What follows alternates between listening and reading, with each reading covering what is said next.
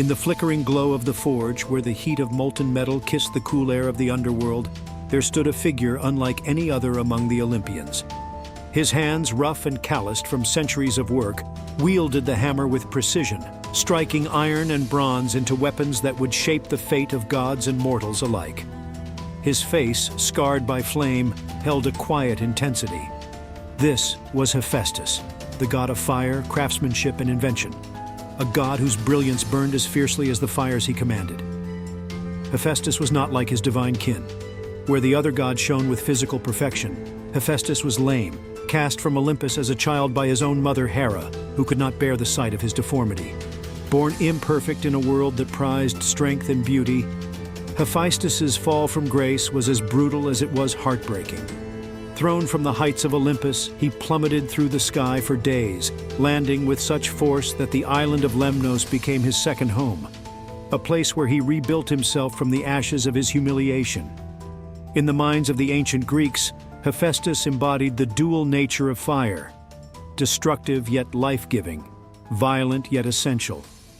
His forge, hidden beneath volcanoes and deep within the earth, was both a place of creation and a reminder of the raw, untamed power that he commanded.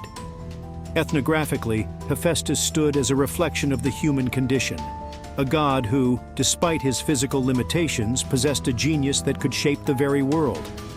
His tools were not weapons of war, but instruments of creation, capable of crafting beauty from chaos, strength from weakness.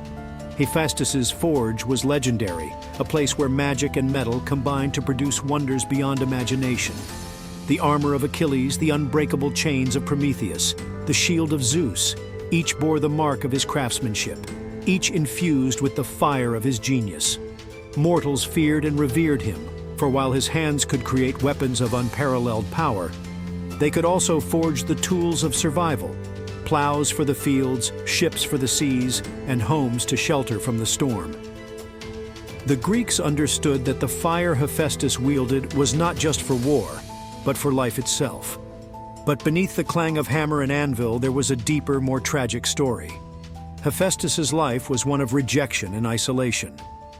Though he was married to Aphrodite, the goddess of love, their union was not born of affection but of necessity, a political arrangement between gods.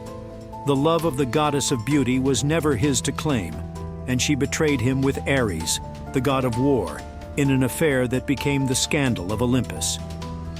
Ethnographically, this tale speaks to the Greeks' understanding of beauty and power, love and rejection. Hephaestus, the crippled god, was no match for the physical allure of Ares, and in this, the Greeks saw the harsh realities of human relationships reflected in the lives of their gods. Yet despite the cruelty of fate and the rejection he endured, Hephaestus was never consumed by vengeance or bitterness. His strength lay not in battle but in his mind. His response to betrayal was not to fight, but to create. When he discovered Aphrodite's infidelity with Ares, he did not seek revenge with the sword. Instead, he crafted an intricate, invisible net, so fine it could not be seen by the eye, and with it, he ensnared the lovers in a trap of his own making. Hephaestus invited all the gods to witness their humiliation, revealing the depth of his cunning and his ability to turn even his suffering into art. For the Greeks, Hephaestus represented the resilience of the human spirit. Though rejected by his mother and mocked by his peers, he carved out a place for himself, not through force or physical strength, but through the sheer brilliance of his mind and the precision of his hands.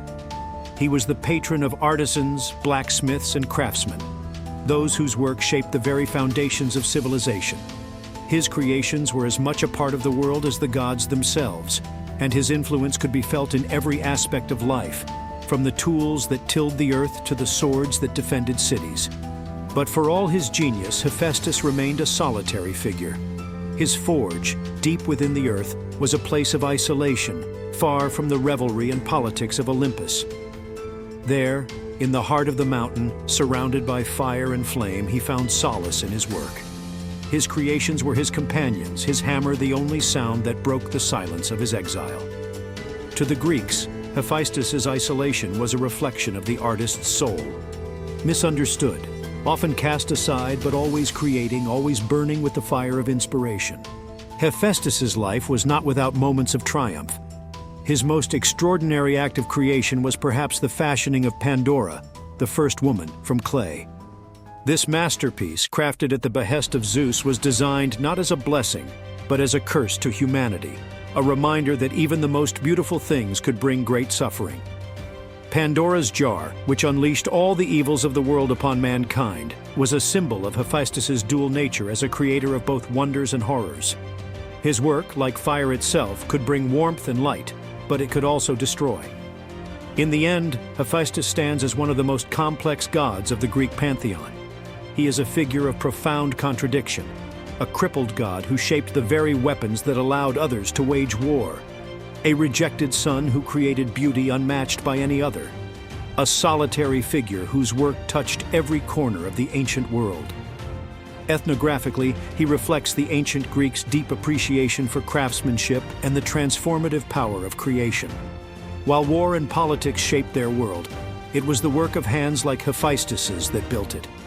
Hephaestus, the crippled god of fire and forge, was more than the sum of his physical imperfections. He was a symbol of the fire that burns within us all. The desire to create, to shape the world, to leave something behind that will endure long after we are gone.